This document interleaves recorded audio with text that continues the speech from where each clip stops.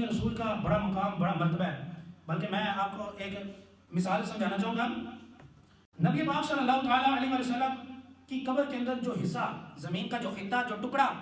نبی پاک کے مبارک پہلوؤں سے، مبارک پسلیوں سے مس ہو رہا ہے نا، ابھی تو آپ کی پسلیوں کے ساتھ حصہ لگ رہا ہے. علماء کرام نے فتویٰ دیا ہے کہ زمین کا وہ حصہ عرش سے بھی افضل ہو گیا ہے. نبی پاک نے فرمایا کہ یہ فاطمہ میرے جسم کا حصہ ہے، جو چیز اسے تکلیف دیتی ہے نا وہ چیز مجھے بھی تکلیف دیتی ہے. اور حضور نے فرمایا کہ خدا کی قسم ایک شخص کے نکاح میں محبوب خدا کی بیٹی اور دشمن خدا کی بیٹی جمع نہیں ہو سکتی. فرمایا کہ اس چیز کی تمہیں اجازت نہیں ہے. تو حضرت فاطمہ کیا کہہ رہی ہیں کہ مجھے یہ بتائیں کہ میں یہاں پر اپنے باپ کی بات مانوں یا اپنے نبی کی بات مانوں. تو نبی پاک فرمانے لگے کہ اپنے نبی کی بات مانو. تو کہنے لگی کہ اے میرے بابا جان، ہمارے نبی نے حکم دیا ہے کہ شوہر کی اجازت کے بغیر گھر سے نہیں نکلنا ہے. شوہر کی اجازت ہوگی تو تب میں آپ کے ساتھ جاؤں گی. اب نبی آخر الزمان ہے، سب سے رب تعالیٰ کے بعد سب سے عظیم مرتبے والے ہیں، لیکن وہ اب دیوار کے ساتھ ٹیک لگا کر اپنا تہمت سمیٹ کر نبی پاک ٹیک لگا کر، اور اتنے میں کیا ہوا کہ حضرت فاطمہ چلتی ہوئی آ رہی تھی. حضرت عائشہ صدیقہ کہتی ہے کہ میں نے حضرت فاطمہ کو دیکھا، حضرت فاطمہ خوب ویسے ہی چل رہی تھی جیسے نبی پاک چلا کرتے تھے. کہا کہ نبی پاک کے پاس حضرت فاطمہ آئیں تو نبی پاک کا وہی جو پہلے طریقہ تھا، نبی پاک نے اٹھ کر استقبال کیا، اپنی شہزادی کو، اپنی بیٹی کو خوش آمدید کہا،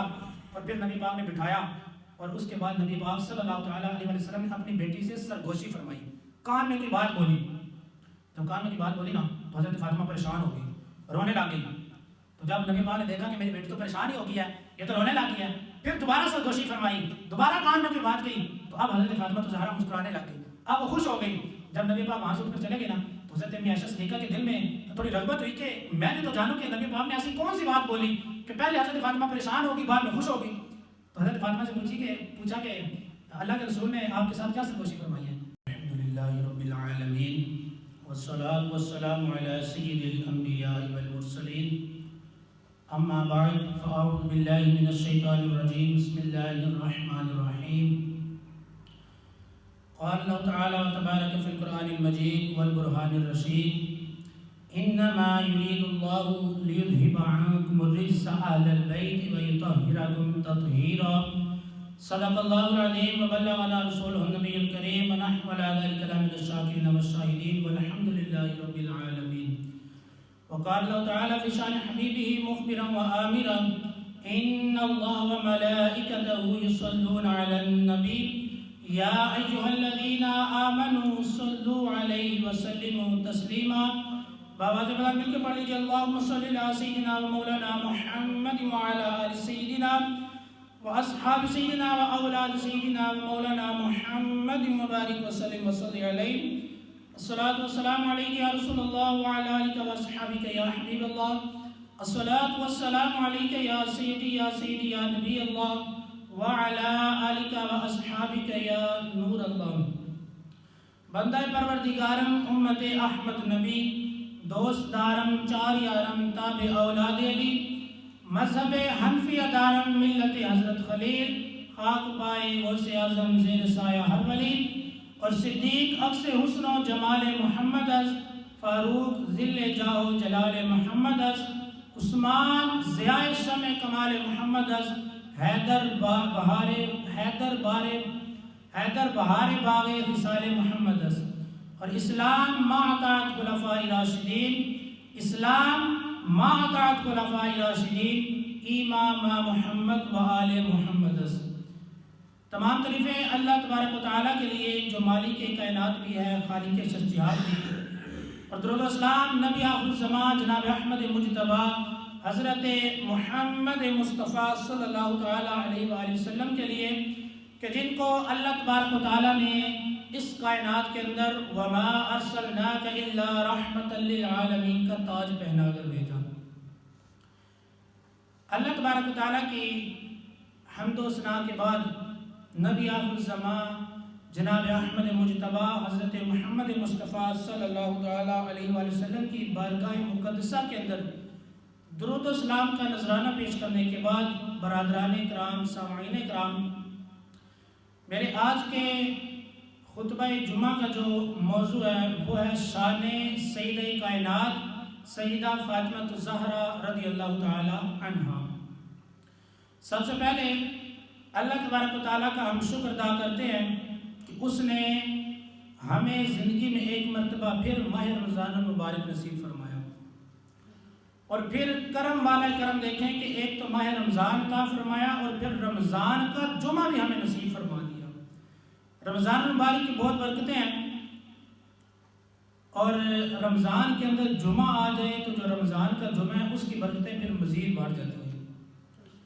ایک کام وہ ہوتا ہے جو ہم عام دنوں میں کرتے ہیں، لیکن وہی کام، وہی نیک عمل، وہی اچھا کام اگر ہم عام جمعے میں کریں، عام جو مہینے ہیں ان کے جمعے کے دن کریں تو اس کی فضیلت بڑھ جاتی ہے۔ تو پھر جب وہی کام رمضان میں کیا جائے تو پھر مزید اس کی جو ہے وہ بڑھ جاتی ہیں، اس کی برکتیں اور اس کا ثواب، اجر و ثواب بڑھ جاتا ہے۔ اور پھر جب ہم وہی نیک عمل رمضان کے جمعے میں کریں تو پھر اس کا ثواب بہت زیادہ بڑھ جاتا ہے۔ ایک روایت اکثر میں بیان کر رہا ہوں جب بھی رمضان المبارک کا جب سے مہینہ شروع ہے، کہ روزانہ افطار کے ٹائم اللہ تبارک و تعالیٰ 10 لاکھ ایسے بندوں کو دوزخ سے آزادی عطا فرماتا ہے جن پر دوزخ واجب ہو چکی تھی، لیکن یہ فضیلت جو ہے، یہ 10 لاکھ بندوں کی جو آزادی ہے یہ دوسرے دنوں میں ہے، یہ رمضان میں جمعے کے علاوہ والے دنوں میں ہے۔ لیکن جب رمضان میں جمعہ آ جائے تو پھر افطار کے وقت 10 لاکھ کو آزادی نہیں ملے گی، بلکہ فرمایا کہ رمضان کے اندر جمعہ آ جائے تو پھر اس جمعے کے دن اللہ تبارک و تعالیٰ ہر گھڑی میں 10 لاکھ بندوں کو دوزخ سے آزادی عطا فرماتا ہے۔ اور ہمیں چاہیے کہ ہم آج کے دن زیادہ سے زیادہ اللہ تبارک و تعالیٰ کی بارگاہ میں توبہ اور استغفار کریں، اس کے پیاروں کا واسطہ دے کر اس سے اپنے گناہوں کی بخشش مانگیں، رب تعالیٰ کے فضل اور اس کے کرم کی بھیک مانگیں۔ اگر ہمارے اوپر رب نے نظر کرم فرما دی، نظر رحمت فرما دی، حضور کا صدقہ ہمیں بخش دیا، تو پھر یقین مانیں کہ پھر جو ہے وہ کامیابی اور کامیابی ہو جائے گی۔ میں نے آپ کے سامنے جو آیت کریمہ تلاوت کرنے کا شرح حاصل کیا،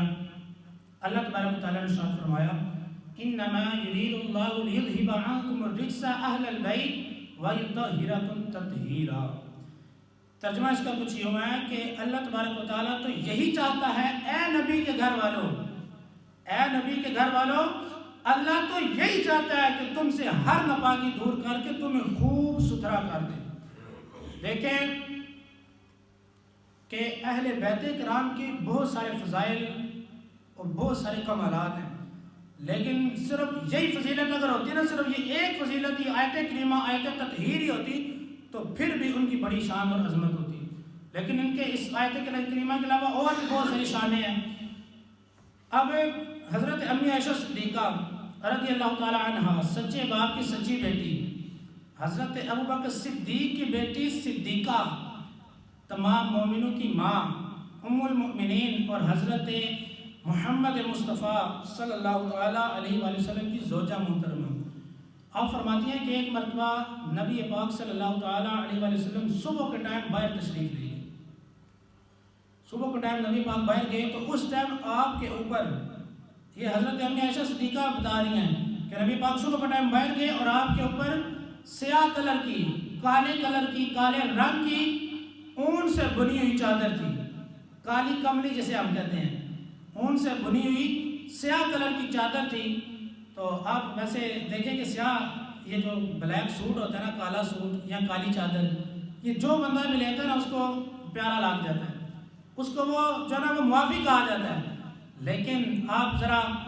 تخیلات میں جا کر ذرا سوچیں تو صحیح کہ جب مصطفیٰ کریم نے کالی کملی لی ہوگی تو آپ کتنے پیارے لگ رہے ہوں گے۔ سب ایسے تو اللہ تبارک تعالیٰ نے آپ کو سب سے حسین اور جمیل بنایا، لیکن جب نبی پاک نے کالی چادر دی ہوگی تو نبی پاک کتنے پیارے لگ رہے ہوں گے۔ لیکن حضرت امی عائشہ صدیقہ فرماتے ہیں کہ نبی پاک نے کالی چادر دی ہوئی تھی اور آپ باہر گئے تو اتنے میں حضرت امام حسن مجتبی رضی اللہ تعالیٰ عنہ تشریف لے آئے، تو نبی پاک نے انہیں بلا کر اپنی چادر کے اندر داخل کر دیا، اپنے پاس میں جا کر چادر ان کے اوپر کر دی۔ پھر حضرت امام حسین آئے، پھر بھی نبی پاک نے ان کو بھی جو ہے وہ چادر کے اندر داخل کر دیا۔ پھر حضرت مولا علی شیر خدا آئے، ان کو بھی چادر میں داخل کر دیا۔ پھر حضرت فاطمہ الزہرا رضی اللہ تعالیٰ عنہ، نبی پاک نے ان کو بھی چادر کے اندر داخل کر دیا، اور نبی پاک نے ان چاروں مبارک ہستیوں کو چادر کے اندر داخل کر کے یہ آیت کریمہ تلاوت کی، انما یرید اللہ لیذھب عنکم الرجس اہل البیت ویطہرکم تطہیرا۔ اور یہ 5 ہستیاں جو چادر کے اندر موجود ہیں، انہی کو پنجتن پاک کہا جاتا ہے۔ اور حضرت امی عائشہ صدیقہ ایک اور روایت ہے بڑی مزے کی۔ سب سے پہلے تو میں آپ کو بتاؤں کہ دیکھیں نبی پاک کی جو سب سے لاڈلی بیٹی تھی نا، جو سب سے پیاری بیٹی تھی، جس بیٹی سے نبی پاک کی نسل آگے بڑھی، وہ حضرت فاطمہ الزہرا رضی اللہ تعالی عنہا ہی ہیں۔ اور جب نبی پاک کے بیٹوں کا وصال ہوا نا تو کفار نے کہنا شروع کر دیا تھا کہ اب تو ان کی نسل ہی ختم ہو جائے گی، اب تو ان کے بیٹے ہی نہیں رہے تو نسل کیسے چلے گی، ان کی نسل بھی نہیں چلے گی، پھر ان کا آستہ آستہ ذکر بھی ختم ہو جائے گا۔ کفار بڑے خوش ہو رہے تھے، لیکن جب کافروں نے نبی پاک پر کوئی زبانیں تان دراز کی ہے نا تو اس کا جواب رب تعالیٰ نے خود دیا۔ انہوں نے کہا کہ ان کی نسل ختم ہو گئی ہے۔ رب نے سورۃ الکوثر نازل کر کے فرمایا انا اعطیناک الکوثر فصل لربک وانحر ان شانئک هو الابتر، کہ بے شک ہم نے آپ کو کوثر عطا فرمائی، خیر کثیر، کثرت۔ اللہ تبارک و تعالیٰ کے لیے نماز پڑھیں اور قربانی کریں۔ کافروں نے کیا کہا تھا کہ ان کی نسل ختم ہو جائے گی، رب نے فرمایا ان شانئک هو الابتر، جو آپ کا دشمن ہے نا وہی ابتر ہے، اس کی نسل ختم ہو جائے گی۔ آپ دیکھیں کہ بڑے بڑے کافر تھے، آج ان کی نسل پتہ ہی نہیں چلتا ہے کہ ان کی نسل آگے بڑھی ہے، کہاں پہ ختم ہو گیا کچھ پتہ ہی نہیں ہے۔ لیکن آج دنیا کے اندر آپ دیکھیں کہ کتنے سادات کرام موجود ہیں، اور یہ ساری جو نسل چلی ہے وہ ساری کی ساری حضرت فاطمہ الزہرا رضی اللہ تعالیٰ عنہا سے چلی ہے۔ اور خون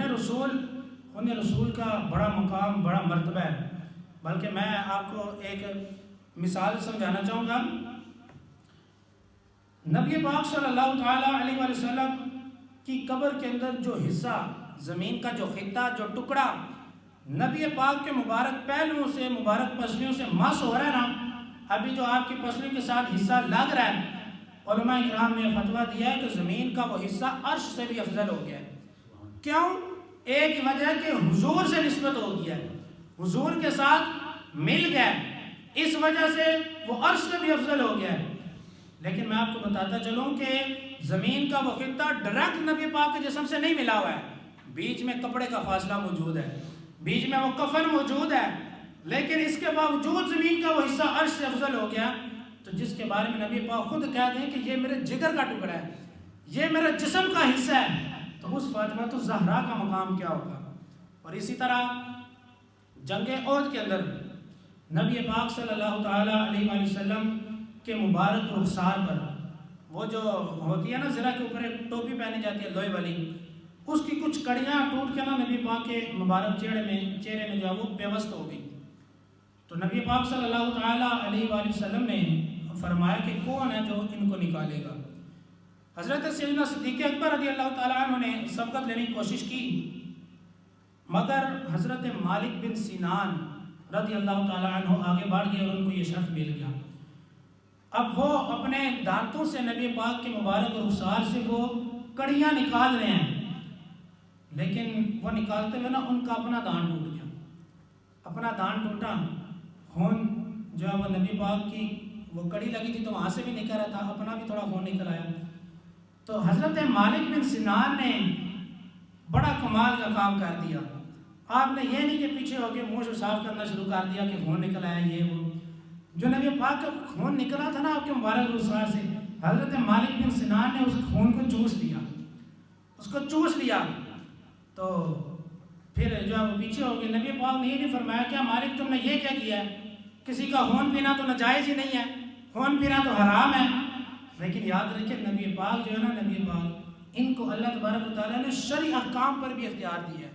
کہ اگر آپ چاہیں تو آپ شریعت کو چینج بھی کر سکتے ہیں۔ وہ ایک بندہ تھا نا، آیا کہ کہنے لگا یا رسول اللہ کلمہ پڑھ لوں گا، ایک شرط ہے۔ فرمایا کہ بتاؤ کیا شرط ہے؟ کہنے لگا 5 نمازیں نہیں پڑھوں گا، 2 پڑھوں گا، اگر آپ میری بات مانتے ہیں، مجھے 2 کی اجازت دیتے ہیں تو میں کلمہ پڑھ لوں گا۔ نبی پاک نے فرمایا کہ چلو ٹھیک ہے، تم 2 ہی پڑھ لینا تو تمہاری 2 ہی گویا کہ 5 ہو جائے گی، حالانکہ نمازیں 5 فرض ہیں۔ میں کہتا ہوں کتنا بڑا مفتی کیوں نہ ہو، وہ کسی کو اجازت نہیں دے سکتا کہ ٹھیک ہے تم 5 کی جگہ 2 پڑھ دو، لیکن چونکہ حضور صاحب شرع ہیں، حضور حاکم شرع ہیں، مالک شرع ہیں، تو آپ چاہیں تو شریعت کو بدل بھی سکتے ہیں کسی موقع پر۔ تو حضرت مالک بن سنان نے آپ کا خون جب چوس لیا تو نبی پاک نے آگے سے غصہ نہیں فرمایا، یہ نہیں کہا کہ یہ تم نے کیا کر دیا، یہ تو تم نے غلط کام کیا، تم نے ناجائز کام کیا، نہیں، بلکہ حضور نے فرمایا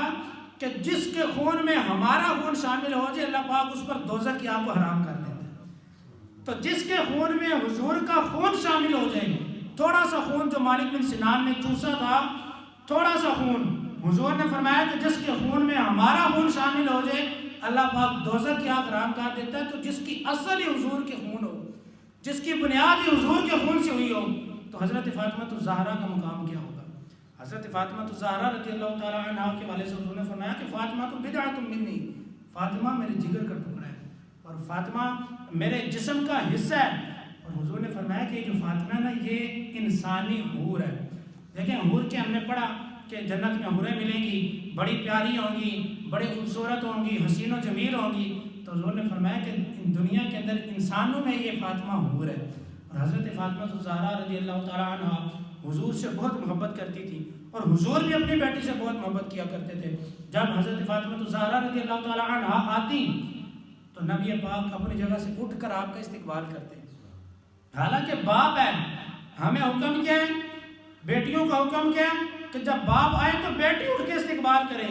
باپ کو اس کا حکم نہیں دیا گیا کہ باپ بھی استقبال کرے، لیکن حضور چونکہ محبت کرتے تھے اپنی بیٹی سے، لاڈلی بیٹی تھی، تو حضور اٹھ کر خوش آمدید کہتے، آپ کا استقبال کرتے، حضرت فاطمہ الزہرا کو اپنی جگہ پر بٹھاتے، اور پھر اسی طرح جب حضور جاتے حضرت فاطمہ بیٹھی ہوتی تو پھر حضرت فاطمہ کا بھی طرز عمل یہی تھا، وہ بھی اپنی جگہ سے اٹھ کر اپنے بابا جان کا استقبال کرتی، خوش آمدید کہتی اور اپنی جگہ پر نبی آخر زمان کو بٹھا دیتی۔ اور حضرت فاطمہ الزہرا رضی اللہ تعالیٰ عنہ کے والے سے آتا ہے کہ آپ کا جو ہے نا وہ پورا جسم، چال و چلن، بول چال، ہر حوالے سے حضور کے آپ مشابہ تھی۔ اور جب حضرت فاطمہ چلتی تو گویا کہ ایسے بالکل چال نہیں ہوتی جیسے نبی پاک چلتے ہیں، بلکہ ایک وہ یہ بھی حضرت امی عائشہ صدیقہ رضی اللہ تعالیٰ عنہ روایت کرتی ہیں کہ حضرت امی عائشہ صدیقہ کہتی ہیں کہ نبی پاک کی ساری ازواج، آپ کی ساری زوجہ محترمہ جمع تھی نبی پاک کے پاس، اور اتنے میں کیا ہوا کہ حضرت فاطمہ چلتی ہوئی آ رہی تھی۔ حضرت امی عائشہ صدیقہ کہتی ہیں کہ میں نے حضرت فاطمہ کو دیکھا، حضرت فاطمہ خوب ویسے ہی چل رہی تھی جیسے نبی پاک چلا کرتے تھے۔ کہا کہ نبی پاک کے پاس حضرت فاطمہ آئیں تو نبی پاک کا وہی جو پہلے طریقہ تھا، نبی پاک نے اٹھ کر استقبال کیا، اپنی شہزادی کو، اپنی بیٹی کو خوش آمدید کہا، اور پھر نبی پاک نے بٹھایا، اور اس کے بعد نبی پاک صلی اللہ تعالیٰ علیہ وسلم نے اپنی بیٹی سے سرگوشی فرمائی، کان میں کوئی بات بولی۔ جب کان میں کوئی بات بولی نا تو حضرت فاطمہ پریشان ہو گئی، رونے لگ گئی۔ تو جب نبی پاک نے دیکھا کہ میری بیٹی تو پریشان ہی ہو گئی ہے، یہ تو رونے لگ گئی ہے، پھر دوبارہ سرگوشی فرمائی، دوبارہ کان میں کوئی بات کہی، تو اب حضرت فاطمہ الزہرا مسکرانے لگ گئی، اب وہ خوش ہو گئی۔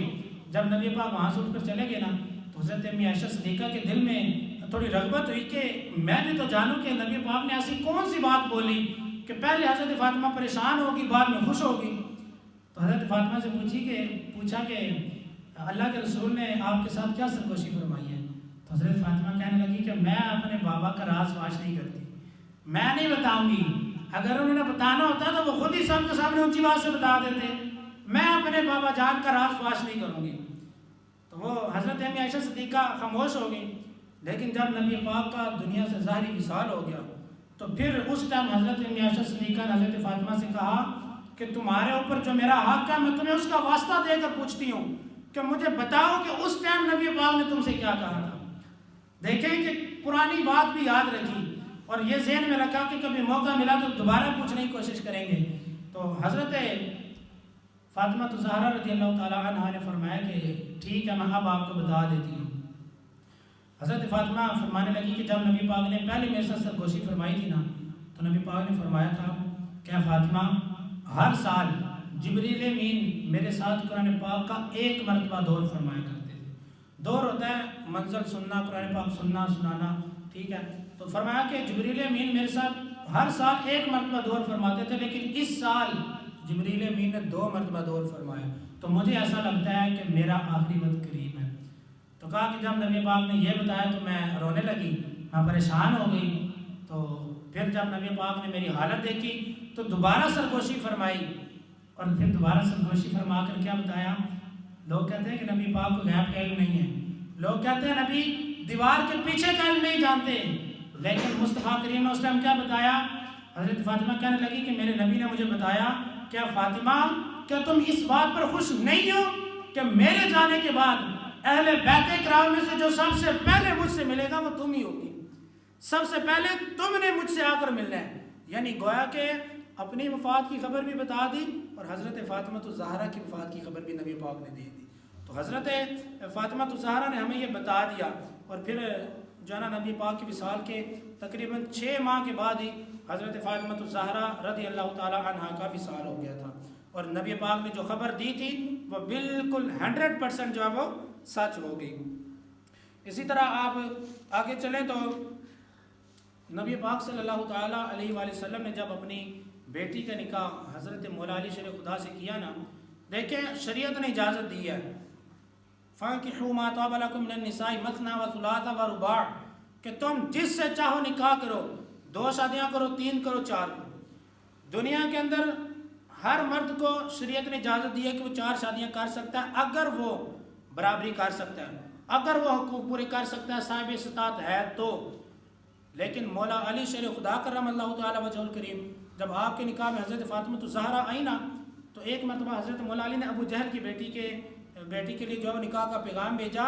تو نبی پاک نے منع فرمایا، نبی پاک نے جلال فرمایا، نبی پاک نے فرمایا کہ یہ فاطمہ میرے جسم کا حصہ ہے، جو چیز اسے تکلیف دیتی ہے نا وہ چیز مجھے بھی تکلیف دیتی ہے۔ اور حضور نے فرمایا کہ خدا کی قسم ایک شخص کے نکاح میں محبوب خدا کی بیٹی اور دشمن خدا کی بیٹی جمع نہیں ہو سکتی، فرمایا کہ اس چیز کی تمہیں اجازت نہیں ہے۔ اور پھر اسی طرح ایک اور موقع پر حضرت بنو حشام بن مغیرہ انہوں نے اپنی بیٹی کے لیے جو ہے وہ نبی پاک کی بارگاہ میں حاضر ہوئے، عرض کی کہ یا رسول اللہ میں اپنی بیٹی کا نکاح حضرت مولا علی شیر خدا سے کرنا چاہتا ہوں، کیا مجھے اجازت ہے؟ نبی پاک نے 3 مرتبہ فرمایا کہ اجازت نہیں ہے، نہیں ہے اجازت، میں اجازت نہیں دیتا۔ پھر نبی پاک نے اسی طرح کے الفاظ ارشاد فرمایا کہ فاطمہ میرے جسم کا حصہ ہے، جو چیز اسے پریشان کرتی ہے وہ مجھے پریشان کرتی ہے، جو چیز فاطمہ کو تکلیف دیتی ہے وہ چیز مجھے بھی تکلیف دیتی ہے۔ اور نبی پاک صلی اللہ تعالیٰ علیہ وسلم نے حضرت مولا علی کو حکم دے دیا تھا کہ تم حضرت فاطمہ الزہرا رضی اللہ تعالیٰ عنہ کی موجودگی میں کسی اور عورت سے شادی نہیں کر سکتے۔ جب تک حضرت فاطمہ موجود رہی پھر حضرت مولا علی نے کسی سے شادی نہیں کی۔ اور حضرت مولا علی کے والے سے آتا ہے کہ حضرت مولا علی کی پرورش کہاں ہوئی ہے؟ نبی پاک کے جو ہے وہ گھر کے اندر، اور حضرت مولا علی بچوں میں سب سے پہلے ایمان لانے والے، اس کے علاوہ اور مولا علی کی بہت ساری شانیں ہیں، لیکن علماء اکرام بیان کرتے ہیں کہ حضرت علی کو مولا کا لقب تب تک نہیں ملا جب تک حضرت فاطمہ الزہرا آپ کے نکاح میں نہیں آئی۔ کہتے ہیں کہ حضرت مولا علی مولا تب بنے جب حضرت فاطمہ الزہرا حضرت مولا علی کے نکاح میں آ گئی۔ تو حضرت فاطمہ الزہرا رضی اللہ تعالی عنہ، بلکہ اقبال قلندر لاہوری آپ نے بھی جو ہے نا وہ کمال کیا۔ ڈاکٹر اقبال نے کہا کہ حضرت جو مریم تھی نا، حضرت مریم وہ ایک وجہ سے، ایک نسبت سے وہ عزیز تھی۔ حضرت عیسیٰ علیہ السلام کی والدہ حضرت بی بی مریم، کہا کہ وہ ایک نسبت کی وجہ سے اتنی عزیز ہو گئی۔ وہ کون سی نسبت سی؟ کہ حضرت عیسیٰ کی والدہ ایک ہی نسبت سی جس کی وجہ سے اتنی عزیز ہو گئی، لیکن فرمایا کہ وہ ایک نسبت کی وجہ سے عزیز ہے، لیکن فاطمہ الزہرا 3 نسبتوں کی وجہ سے عزیز ہے۔ حضرت فاطمہ الزہرا کے والد کو آپ دیکھیں تو نبیوں کا سردار ہے، حضرت فاطمہ الزہرا کے شوہر کو دیکھیں تو ولیوں کا سردار ہے، اور آپ کے بیٹوں کو دیکھا جائے تو جنت کے سردار ہیں۔ آپ بیٹی ہیں تو نبیوں کے سردار کی،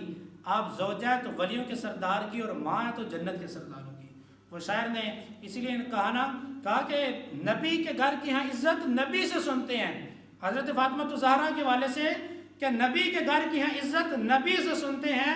علی کے گھر کی ہیں عزت علی سے سنتے ہیں، اور وہ جس نے معزز کیا گھرانے کو، حسین پال کے جس نے دیا زمانے کو۔ حضرت فاطمہ الزہرا کی تربیت کا آپ اندازہ کریں، حضرت امام حسن کی زندگی کو آپ پڑھ لیں، ان کی سیرت کو پڑھ لیں، بلکہ جب حضرت امام حسن کو زہر دیا گیا نا تو حضرت امام حسین نے حاضر ہو کر پوچھا، کیا میرے بھائی مجھے بتائیں کہ آپ کو کس پر شک ہے؟ تو حضرت امام حسن کہنے لگے کہ مجھے آپ یہ بتائیں اگر میں بتا دوں تو آپ کیا کریں گے؟ کہا کہ اسے سزا دوں گا کہ نواز رسول کو زہر دے دیا، حضرت علی کے بیٹے کو زہر دے دیا، فاطمہ الزہرا کے بیٹے کو زہر دے دیا۔ کہا کہ میں پھر نام نہیں بتاتا. کیوں؟ کہا کہ مجھے شک ہے اگر جو میں نام لیتا ہوں وہی ہوا تو آپ سزا دے دیں گے تو ٹھیک ہے، لیکن بالفرض اگر وہ نہ ہوا، کیونکہ مجھے یقین تو نہیں ہے، مجھے شک ہے، اگر وہ نہ ہوا تو کہیں ایسا نہ ہو کل میرا گریبان پکڑ دے. تو یہ تربیت حضرت فاطمہ الزہرا نے اپنی اولاد کی تھی. اور حضرت فاطمہ الزہرا رضی اللہ تعالیٰ عنہ کی آپ سیرت کا کوئی بھی پہلو لے لیں، وہ آپ کا فقر ہو،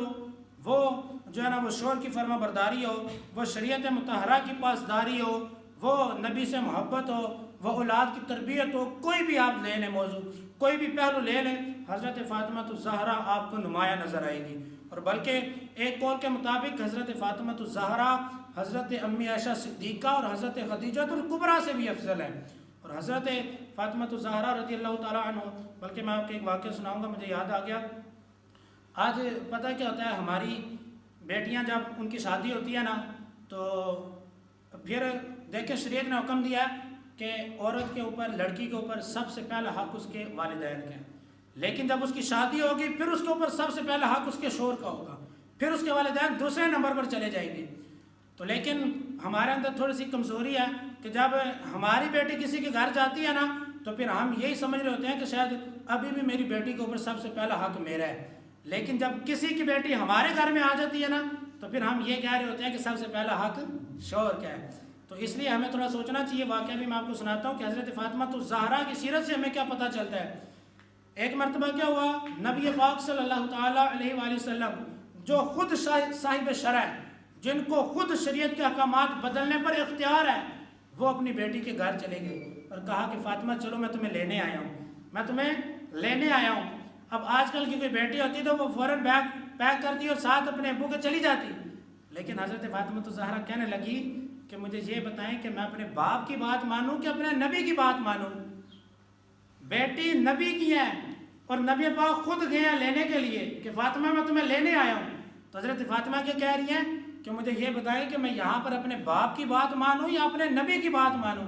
تو نبی پاک فرمانے لگے کہ اپنے نبی کی بات مانو. تو کہنے لگی کہ اے میرے بابا جان، ہمارے نبی نے حکم دیا ہے کہ شوہر کی اجازت کے بغیر گھر سے نہیں نکلنا ہے،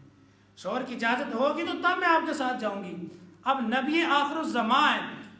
سب سے رب تعالیٰ کے بعد سب سے عظیم مرتبے والے ہیں،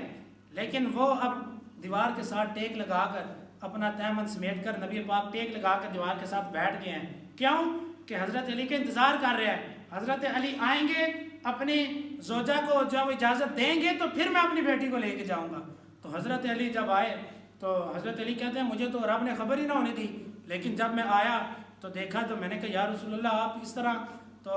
نبی پاک فرمانے لگے کہ میں فاطمہ کو لینے آیا تھا لیکن یہ کہہ رہی ہے کہ علی کی اجازت کے بغیر میں نے جانا ہی نہیں ہے. تو حضرت علی کہنے لگے کہ فاطمہ میں اجازت دوں نبی کے مقابلے میں؟ تو نبی پاک کہنے لگے علی چپ ہو جاؤ، یہ میری تربیت ہے، یہ میری تربیت کا اثر ہے کہ اس نے یہ نہیں دیکھا کہ باپ لینے آ گیا، اس نے کہا کہ میں شوہر سے اجازت لوں گی پھر جاؤں گی. تو حضرت فاطمہ الزہرا رضی اللہ تعالیٰ عنہ کی یہ سیرت. بلکہ ایک موقع پر حضرت فاطمہ الزہرا، میں آپ کو بتاؤں، حضرت فاطمہ رضی اللہ تعالیٰ عنہ سارے گھر کے کام کاج کیا کرتی تھی اور کوئی آپ کی خادمہ نہیں تھی، کوئی جو ہے وہ اور کام کرنے والا نہیں تھا، سارے کام کاج آپ خود کرتی تھی. اور ایک مرتبہ کیا ہوا کہ نبی پاک کی بارگاہ میں کچھ کنیزیں آئی تھی، کچھ غلام آئے. تو حضرت فاطمہ الزہرا رضی اللہ تعالیٰ عنہ نے سوچا کہ چلو میں بھی اپنے نبی کی بارگاہ میں جاتی ہوں اور درخواست کرتی ہوں کہ اللہ کے رسول کام کرتی ہوں، ہاتھ جو ہے وہ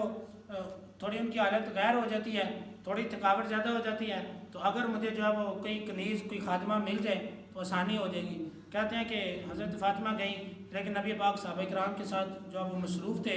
تو حضرت فاطمہ جو ہے وہ پھر نبی پاک کے پاس نہیں گئی بلکہ اندر چلی گئی، حضرت امی عائشہ صدیقہ کے پاس بیٹھی رہی اور ان کو بتایا کہ میں اس سلسلے میں آئی تھی.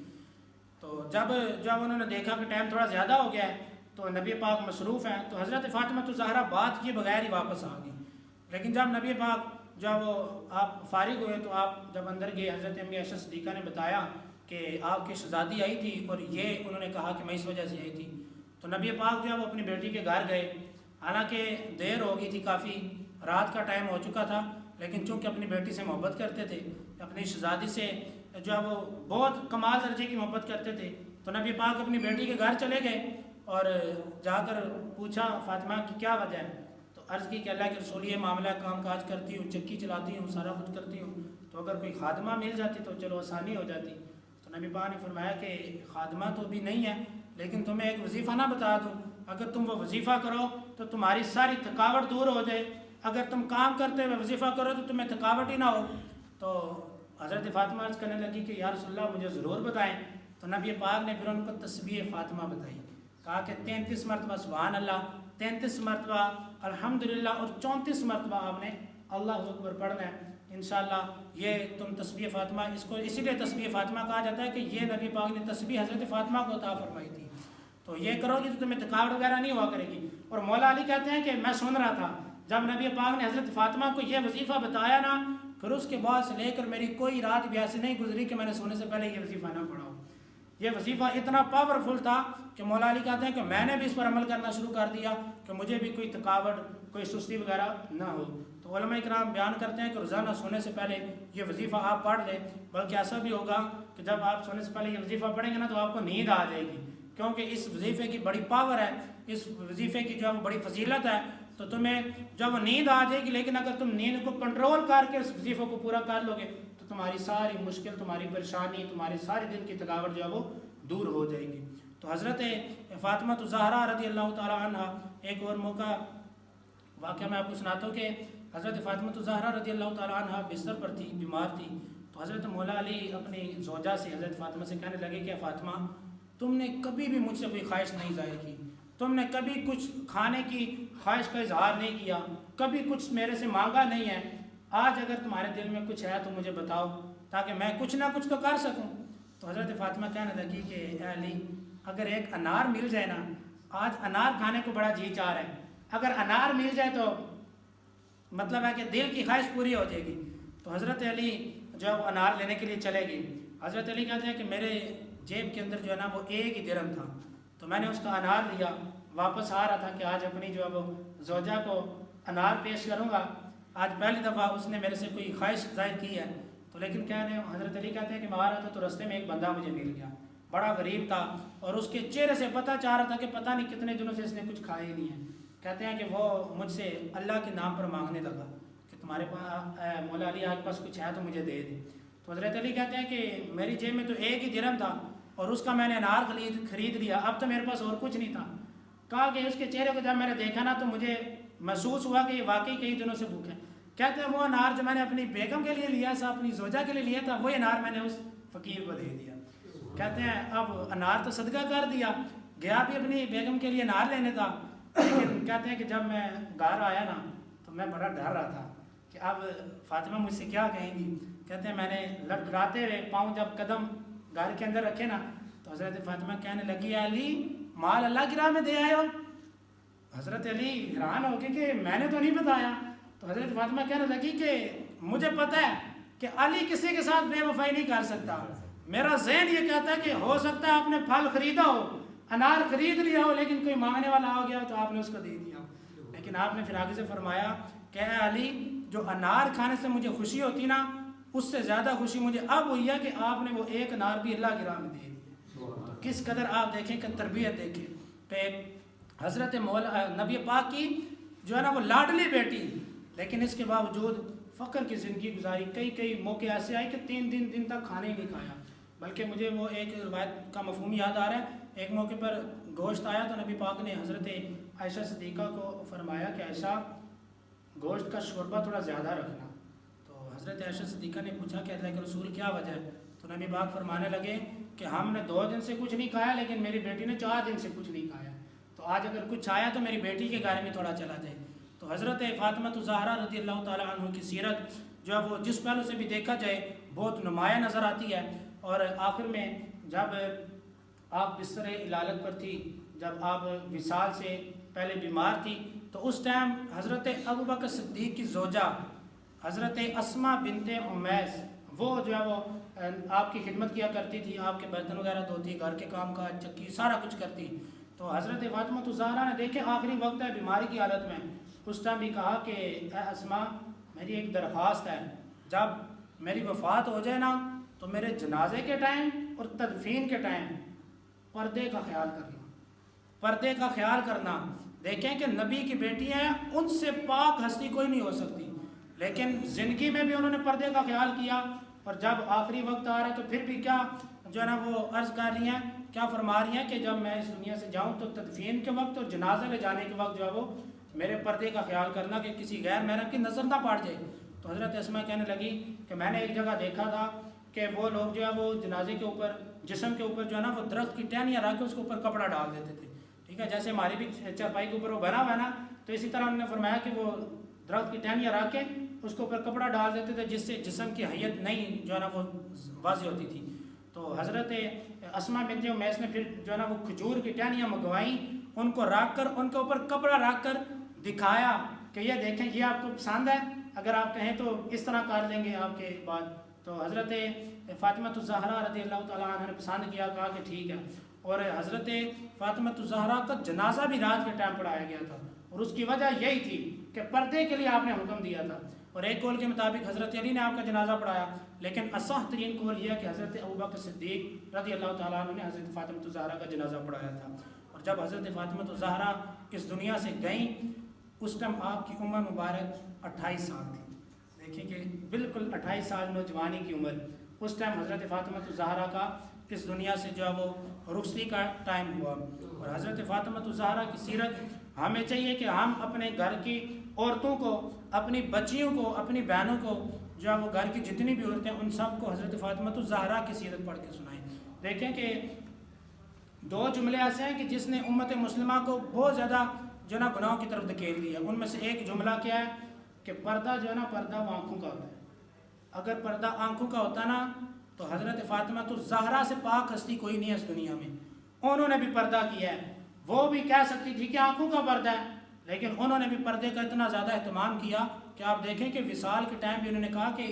جب میری تدفین کرو تو پردے کا خیال کرنا۔ تو جب اتنی پاک ہستی ہو کر پھر بھی پردہ کر رہی ہیں تو پھر ہماری ماؤں بہنوں کو بھی چاہیے کہ وہ جو ہے وہ حضرت فاطمہ الزہرا رضی اللہ تعالیٰ عنہ کی سیرت سے کچھ سیکھیں اور پردے کا اہتمام کریں۔ بلکہ علماء کرام تو یہاں تک جو ہے نا وہ فتویٰ دے دیا، کہا کہ ساری دنیا کے مرد اندھے ہو جائیں پھر بھی چونکہ عورت کو پردے کا حکم ہے وہ پردہ کرے گی۔ عورت کو چاہیے کہ وہ حضرت فاطمہ الزہرا رضی اللہ تعالیٰ عنہ کی سیرت پر عمل کریں، حضرت فاطمہ الزہرا رضی اللہ تعالیٰ عنہ کی زندگی سے سیکھیں اور اس پر پھر چلنے کی کوشش کریں۔ اور 3 رمضان مبارک حضرت فاطمہ الزہرا کا یوم وصال ہے، آج 4 رمضان مبارک ہو گیا، لیکن سوچا کہ اسی مناسبت جو ہے کچھ نہ کچھ ہم شان خاتون جنت حضرت فاطمہ الزہرا رضی اللہ تعالیٰ عنہ کے بارے سے سن لیں۔ اللہ تبارک و تعالیٰ ہمیں جو ہے وہ بلکہ ہماری آنے والی نسلوں کو اہل بیت کرام سے محبت کرنے والا بنائے، اور جو لوگ اہل بیت کرام سے یا صحابہ کرام سے بغض رکھتے ہیں یا دشمنی رکھتے ہیں، اللہ تبارک و تعالیٰ ہمیں اور ہماری نسلوں کو بھی ان لوگوں سے بچا کے رکھے۔ اور اللہ تبارک و تعالیٰ ہم دعا کرتے ہیں کہ اللہ پاک انہیں ہدایت نصیب فرما دے۔ دیکھیں کامیابی اگر حاصل کرنی ہے نا تو یہ نہیں ہو سکتا کہ اہل بیت کرام کو پکڑ دے صحابہ کو چھوڑ دے، جو یہ کرے گا وہ بھی جو ہے نا وہ اس کا بھی بیڑا غرق ہو جائے گا، وہ بھی ناکام ہو جائے گا، اور جو صحابہ کرام کو پکڑے گا اہل بیت کرام کو چھوڑے گا وہ بھی ناکام ہو جائے گا، کیونکہ اہل بیت کرام کی مثال جو ہے وہ کشتی نوح کی طرح ہے، اور صحابہ کرام کی مثال آسمان کے ستاروں کی طرح ہے۔ جب بندہ کشتی پر سوار ہو تو ستاروں کو دیکھ کر ہی اسے راستے کا پتہ چلتا ہے، اگر وہ ستاروں کو نہیں دیکھے گا تو پھر بھی وہ بہک جائے گا، لیکن اگر اس نے جانا ہے سفر کرنا ہے ستاروں کو تو دیکھ رہا ہے لیکن کشتی نہیں ہے تو پھر بھی وہ ڈوب جائے گا۔ تو اس لیے فرمایا کہ پاؤں کشتی کے اوپر رکھو لیکن نظر ستاروں پر رکھو، دونوں کو ساتھ لے کر چلو، دونوں کی عزتوں اور عظمتوں کے پہرے دار بنو، انشاءاللہ تم دنیا میں بھی کامیاب ہو جاؤ گے، آخرت میں بھی کامیاب ہو جاؤ گے۔ اللہ تبارک تعالیٰ ہمیں اہل بیت کرام کا بھی فضل نصیب فرمائے، ہمیں صحابہ کرام کا بھی فضل نصیب فرمائے، اور ہمیں اور ہماری آنے والی جتنی بھی نسل ہے ان سب کو اللہ تبارک تعالیٰ اہل بیت کرام اور صحابہ کرام کا پیروکار بنائے۔ آمین بجاہ نبی الامین صلی اللہ تعالیٰ علیہ وآلہ وسلم۔ تمامی احباب سنت